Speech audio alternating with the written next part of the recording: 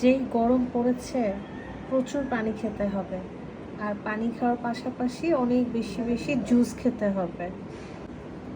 এখন ফলের সিজন, আম, কাঁঠাল, লিচু, জাম। ফলের জুস আমার খুব পছন্দ। আজকে করেছি লিচুর জুস।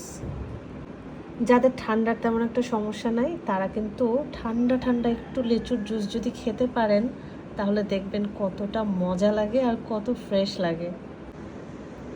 লিচু এমনিতে গরম খাবার, তাই বেশি একটা খাওয়া যাবে না। দিনের বেলা লিচু খেলেই ভালো, রাতে খেলে বেশি গরম লাগে। তো আজকে আমি করেছি লিচুর জুস, আর লিচুর জুসটা আমার খুবই পছন্দ।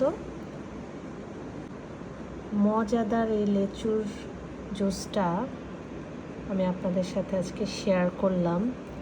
আপনারাও কারা কারা জুস খেতে পছন্দ করেন এবং কিভাবে বানান সেটা আমার সাথে শেয়ার করবেন।